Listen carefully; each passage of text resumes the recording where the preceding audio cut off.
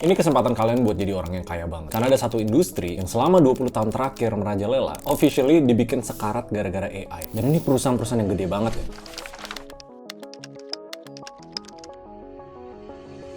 Perusahaan SaaS atau Software as a Service, di mana kita sebagai pebisnis atau pengguna sewa software orang untuk manage keuangan, manage operasional bisnis. Dan ini perusahaan bagong kayak Salesforce, ServiceNow, Intuit. Kalian lihat sahamnya mereka, anjlok 2 triliun US dollar. Itu sempat dalam 48 jam hilang hampir 300 miliar dolar. Kenapa ini kejadian? Dan kenapa ini kesempatan yang emas banget buat kalian? Karena pelan-pelan seluruh dunia sadar, ngapain gua sewa software kalau gua bisa bikin sendiri. Ini benar-benar bukan karena resesi, bukan karena suku bunga naik, tapi gara-gara satu demo produk di Januari 2026, Anthropic ngeluarin yang namanya Cloud Cowork. Perusahaan lain sebenarnya banyak, tapi mereka yang terkenal AI agent yang bisa nyelesain kerjaan kantor dari awal sampai akhir. Pas bursa saham lihat itu, langsung panic sell. ServiceNow turun 11%. Padahal baru aja pendapatannya mereka bagus banget. Intuit 34%, LegalZoom 20%, Atlassian 57%. Dan fenomena ini namanya SaaSpocalypse, kiamat untuk perusahaan SaaS. Tapi ini teruntuk orang yang masih awam ya. Yang kalian-kalian yang langganan Google misalnya, Apple, kalau pebisnis langganan software accounting. Dan ini status quo-nya selama berapa puluh tahun, yang semuanya bakal berubah dari statement yang simpel ini.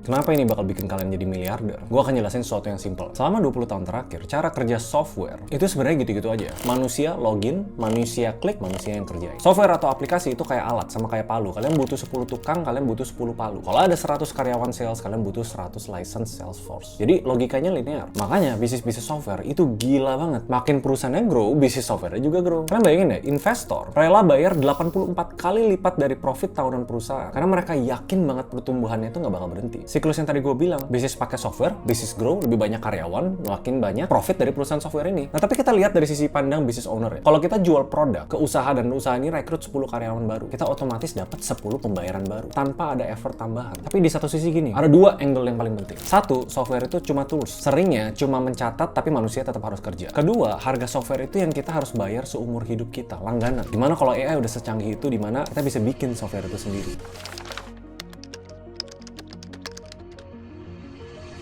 Kita jangan bayangin UMKM ya, karena di luar negeri sana banyak perusahaan besar punya 10.000 karyawan. Anggap mereka pakai aplikasi yang terkenal banget namanya Salesforce. Setiap karyawan bayar $50 per bulan. Itu $6 juta per tahun pendapatan buat Salesforce dari satu bisnis. Nah sekarang AI agent ini masuk. Udah di tahap bisa nyelesain dua masalah tadi. Satu, kalau pinter ya, kalian bisa minta AI agent itu untuk tolong dong bikinin aplikasi yang persis kayak Salesforce. Biar gue nggak usah bayar $50 per bulan untuk 10.000 karyawan gue. Mungkin nggak bakal persis, mungkin sampai 70%, 80%, tapi senior engineer atau gua lah misalnya, orang sehari-hari yang udah ngerti bisnis proses, ngerti cara vibe coding, bisa nyiptain yang sejenis. Kenapa ini opportunity menarik? Kita datengin semua bisnis-bisnis di Indonesia yang tanda kutip bayar mahal banget untuk tools yang mencatat. Terus saya tawarin, mau nggak gue bikinin custom buat bisnis lu, harganya sekian-sekian dan langganannya jauh lebih murah, atau bahkan lu bayar putus aja, lu taruh di server lu. Ini peluang yang gede banget. Dan ini gue lakuin pribadi ya karena gue lagi gila AI sekarang, bahkan kadang nggak tidur ngerjain software. Hampir semua tools internal di perusahaan gue udah berhenti langganan karena gue bikin sendiri. Nah terus lanjut ke level selanjutnya, dan ini duit paling gedenya. Kalau yang pertama, menggantikan software biar harganya lebih murah, yaitu kita bikin sendiri atau kita bikinin buat bisnis. Yang kedua, software atau aplikasi yang bisa kerja untuk kita, bukan cuma nyatet. Bahasa kerennya agentic workflow. Sebelumnya kita harus kerja manual ke Google, nyari data, masukin ke aplikasi, tapi yang kerja tetap manusia. Zaman sekarang, sangat possible kita ngebantu bisnis-bisnis. Apalagi kerjaan berulang ya, itu semua otomatis by AI agent. Dari kerja sampai mencatat ke tools. Dan gilanya, gara-gara tiba-tiba aja, market itu sadar. Puncaknya 84 kali lipat itu harga saham dikali pendapatan, sampai ke cuma 22 kali. Itu signal yang keras banget bahwa investor itu bukan cuma koreksi. Mereka bener-bener ganti definisi seluruh sektor SaaS yang ada di dunia. Tapi nanti ada yang tanya, gimana caranya kok? Nah kebetulan banget gue baru beres cobain satu tools baru. Dan ini backingannya perusahaan gede banget. Gue kemarin cobain yang namanya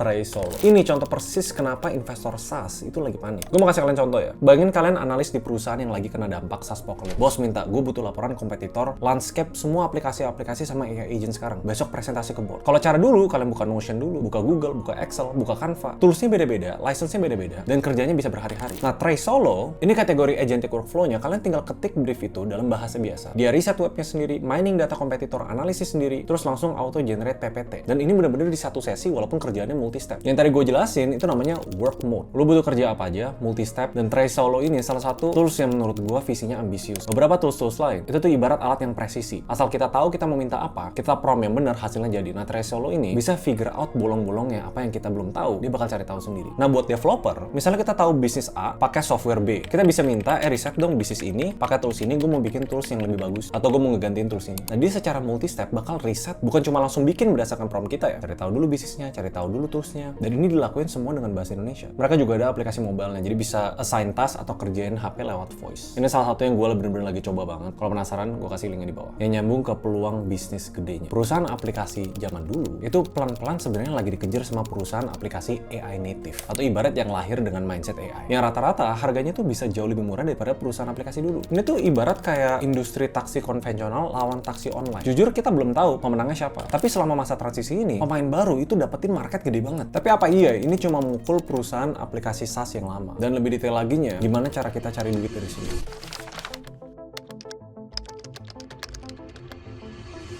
Kalian harus benar-benar paham ya, ini bukan soal harga saham anjlok, tapi ini soal uang bisnis. Itu lagi pindah dari kantong yang lama ke kantong yang baru. Perusahaan kayak Microsoft, Google, Amazon, Meta, mereka tuh lagi komit uang ratusan miliar dolar untuk ngebangun AI infrastructure. Pertanyaannya, itu uang dari mana? Bain & Company, perusahaan consulting gede, dia langsung bilang gini, uangnya sebagian besar dipindahkan dari enterprise software atau aplikasi bisnis ke inisiatif-inisiatif AI. Jadi riset nunjukin, setiap uang yang masuk ke AI, itu uang yang nggak masuk ke aplikasi SaaS bisnis lama. Nah, pertanyaan gini, apakah bisnis SaaS di Indonesia akan mati? Jawabannya enggak, tapi gue yakin 100% semua aplikasi-aplikasi SaaS lama mereka tuh harus adaptasi. Semua aplikasi yang kalian pakai untuk bisnis kalian pasti lagi ngembangin fitur AI-nya. Pertanyaannya, siapa yang lebih cepat? Karena salah satu hal yang unik di bisnis ini, kadang ada produk lain yang lebih bagus, lebih murah, tapi seringkali bisnis nggak bakal pindah. Kenapa? Karena udah nyaman sama prosesnya. In a way, market Indonesia tuh belum seadaptif itu. Tapi kalau misal kalian yang nonton video ini dan kalian sadar banyak banget orang yang lagi bikin solusi sejenis, ini kesempatannya. Gue lagi sering ngepost di Threads. Karena lihat post yang gue lagi investasi AI ini. Kalian lihat threads-threads. Gila, banyak banget orang Indo yang lagi ngerjain project-project AI. Banyak SaaS baru, banyak aplikasi baru. Ini peluangnya. Tapi nanti challenge-nya, habis bikin, gimana cara jualnya? Gimana cara cari leads-nya? Gimana cara kita ngeyakinin business owner punya kita lead bagus? Itu mungkin bakal jadi pembicaraan panjang selanjutnya. Tapi emang gue coba try solo. Dia emang ambisius banget sih. Ibarat tools yang canggih banget. Bisa ngerjain kerjaan-kerjaan multi-step yang nyari tahu sendiri dia butuh ngapain. Gak nunggu kita yang harus paham total dulu, baru kita prompting. Tapi menurut kalian gimana? Ini bisnis yang menarik atau enggak? Kalau menurut gue, ini opportunity yang gede banget. Dan ironisnya, gue kira bisnis yang bakal dibunuh AI pertama kali itu bisnis non-digital justru. Ternyata malah bisnis digital yang mati duluan. Dan untuk teman-teman pegiat SaaS, kalian harus sadar industrinya berubah. Nge-charge harga mahal langganan bulanan per karyawan. Bener-bener harus ada keunikan tambahannya. Itu cara SaaS survive di 2026 dan ke depannya. Tapi menurut kalian gimana? See you guys in next video. Bye-bye.